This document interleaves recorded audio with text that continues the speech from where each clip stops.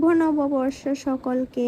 শুরুটা প্রথমে শুভ নববর্ষ দিয়েই শুরু করি।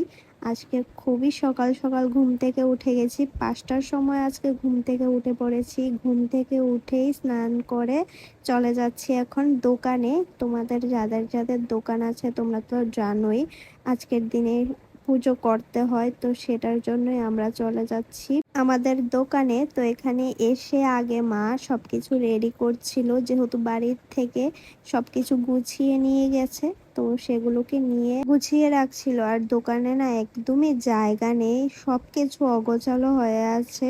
কিছু মাল বের করে শুধু ঠাকুরটা বসানো হয়েছে, আর আমরা দাঁড়ানোর জন্য একটু জায়গা করা হয়েছিল।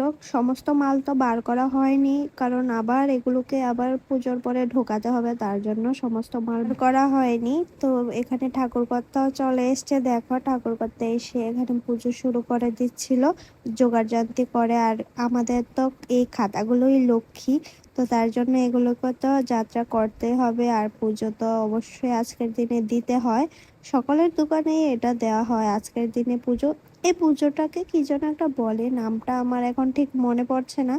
তো এই পুজোটার তো একটা নাম আছে, যদি তোমরা কেউ জানো আমাকে জানিও।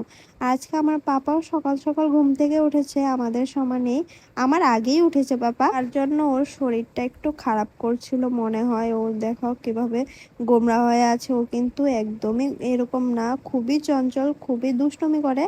আর এখানে একটু বিরক্তও করছিল বাড়িতে চলে আসার জন্য, সকাল সকাল ঘুম থেকে উঠছে, তো তার জন্য শরীরটা হয়তো বা ভালো লাগছিল না, তার জন্য বাড়িতে আসার জন্য অনেকটা বিরক্ত করছিল। তো এখানে দেখো পুজো কমপ্লিট করার পরে খাতাগুলোতে সিঁদুর দিয়ে আর কাঁচা হলুদ দিয়ে কি যেন লিখতে হয়, এটা তোমরা যদি জানো আমাকে জানিও। তো এটা এখানে এটা লিখছিল।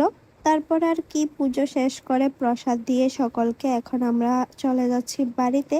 বাড়িতে গিয়ে তারপরে বাবা আবার আসবে বাজারে বাজার করার জন্য। তো আজকের ভিডিওটা এটুকুই, বাই।